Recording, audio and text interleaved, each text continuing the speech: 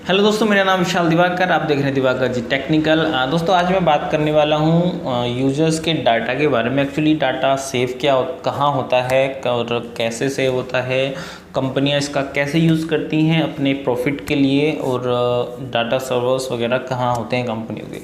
तो वीडियो शुरू करते हैं, लेकिन वीडियो शुरू करने से पहले अगर आप चैनल पर नए हैं तो प्लीज़ चैनल को सब्सक्राइब करें, वीडियो को लाइक करें, कमेंट करें और वीडियो को शेयर भी करें।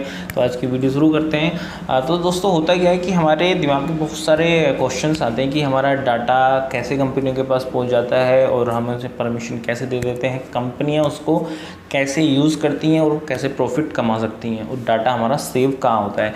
तो पहला जो क्वेश्चन मोस्टली लोगों के बीच के दिमाग में आता है, हम लोगों के बीच में जो घूमता है, और आजकल तो ज़्यादा सेंसिटिव हो रहा है बिकॉज अभी हमारे देश ने हमारे देश की सरकार ने कुछ एप्लीकेशंस को बैन किया है सिक्योरिटी के लिहाज से कि शायद वो हमें नुकसानदायक हो सकते हैं। वो जिसमें टिकटॉक, यूसी ब्राउज़र वगैरह काफ़ी सारे एप्लीकेशंस थे।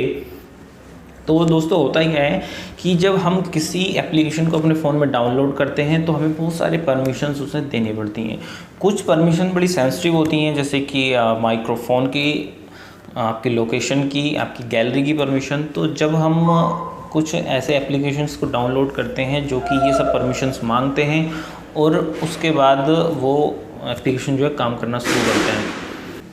अब दोस्तों बात आती है कि हमारा डाटा कंपनी के पास पहुंचता कैसे है। तो जब हम किसी भी एप्लीकेशन को सभी परमिशन अलाउ कर देते हैं, उसके बाद क्या होता है कि जैसे भी हमने उसको परमिशन अलाउ की, फिर आपने उस ब्राउज़र पर कुछ सर्च किया तो वो सब एक हिस्ट्री में सेव हो जाता है। वो एक तरीके से हमारा डाटा होता है।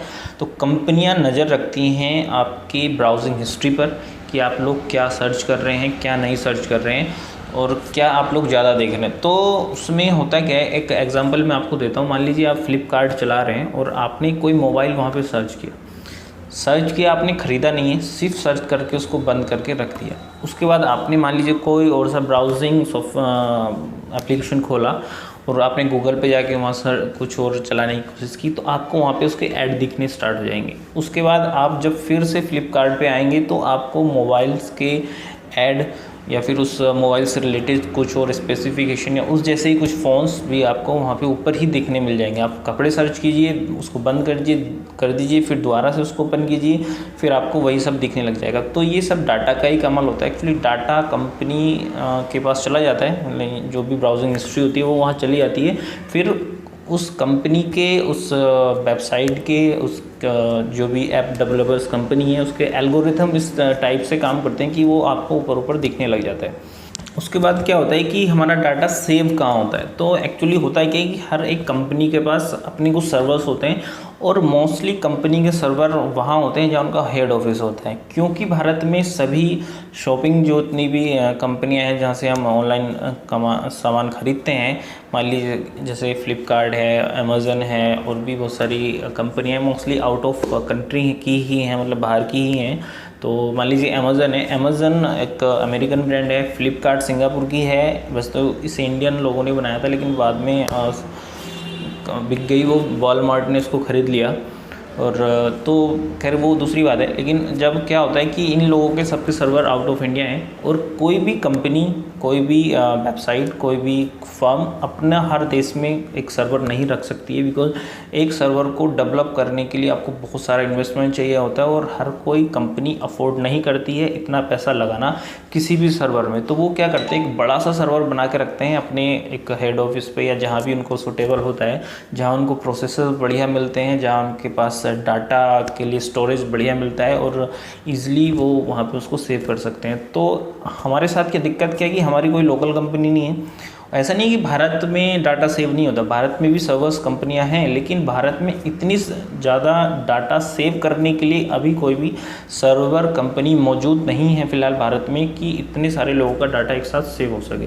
तो ये लोग क्या करते हैं, ये बाहर ही उसको भेज देते हैं, मान लीजिए अमेरिका या फिर ब्रिटेन, यूरोप, जहाँ पे भी वो है उस तरफ को भेज देते हैं। तो वहाँ से डाटा हमारा वहाँ पे डाटा जाके सेव हो जाता है।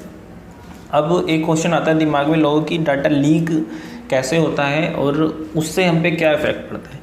और जैसे कि हमारी सरकार ने बोला कि ये हमारी अखंडता, हमारी संप्रभुता के लिए ये खतरा हो सकता है। तो वो चीज़ को मैं आपको थोड़ा सा क्लियर कर दूँ। एक्चुअली होता क्या है कि जब मान लीजिए आप फेसबुक चला रहे हैं, तो अभी आपने पीछे एक मामला हुआ था एनालिटिका करके कंपनी है, उसने कुछ डाटा लीक करने का आरोप लगा था फेसबुक पे कि फेसबुक ने एनालिटिका को अपना डाटा बेच दिया है। अमेरिका में कुछ काफ़ी हंगामा हुआ था उस चीज़ को लेकर के। तो होता क्या है कि जब मान लीजिए आप फेसबुक चला रहे हैं और फेसबुक का डाटा सारा उसके सर्वर में सेव हो रहा है, क्योंकि फेसबुक का डाटा इंडिया में सेव नहीं होता है, तो अब वहाँ से वो डाटा लीक हो गया, तो वो आपको प्योरली वो लोग सर्च कर सकते हैं कि आप लोग क्या स्क्रॉलिंग कर रहे हैं अपनी प्रोफाइल पे, अपनी फेसबुक पे क्या चला रहे हैं। तो वहाँ से वो आपको मैनिपुलेट करने की कोशिश करते हैं, और इसमें मोस्टली पॉलिटिकल पार्टियाँ ज़्यादा इन्वॉल्व हो जाती हैं कभी कभी, क्योंकि वो लोग आपका माइंडसेट जानते हैं कि आप लोग किस आइडियोलॉजी को फॉलो करते हैं, किस पार्टी को फॉलो करते हैं, तो उसी से रिलेटेड पोस्ट आपको मोस्टली वहाँ पे दिखने लग जाती हैं, बिकॉज इनके भी साइबर सेल होते हैं और ये उसी तरीके से फिर काम करने लगते हैं। तो ये सब खतरा होता है। इस तरीके से कुछ डाटा काम करता है हमारा, हमारे खिलाफ भी वो जा सकता है, हमारे साथ भी वो रह सकता है, क्योंकि अब नियम दिन ब दिन कड़े होते जा रहे हैं, तो डाटा लीक की प्रॉब्लम्स कम हो रही हैं, और आगे और भी उम्मीद है कि सभी गवर्नमेंट जो है इसको बहुत ही हार्डली आपका डाटा सेव करने की सोच रहे हैं। तो गवर्नमेंट जो भी कर रही है वेल, वो तो खैर अपने लेवल पे कर रही है, लेकिन आपको भी ध्यान रखना होगा, आपको सभी परमिशंस नहीं देनी होती हैं। लाइक माइक्रोफोन और लोकेशन और गैलरी, कैमरा, ये बहुत ही सेंसिटिव परमिशन है, तो आप देख के ही किसी भी ऐप को, किसी भी परमिशन को अलाउ करें, because it's very important to you and because जो भी हमारा निजता का अधिकार है उसका हनन नहीं होना चाहिए। तो हम सब लोगों को भी थोड़ा सचेत रहने की ज़रूरत है, और सरकार तो खैर जो कर रही है, लेकिन हम लोगों को भी पता होना चाहिए कि ये सब कैसे काम करता है। तो वेल, आज की वीडियो में इतना ही, कोशिश की है थोड़ा सा आपको समझाने की। आई होप आपको वीडियो पसंद आए।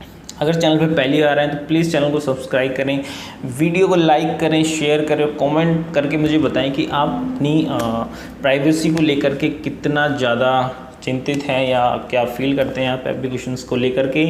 वेल, मिलते हैं अगली वीडियो में। आज की वीडियो में इतना ही।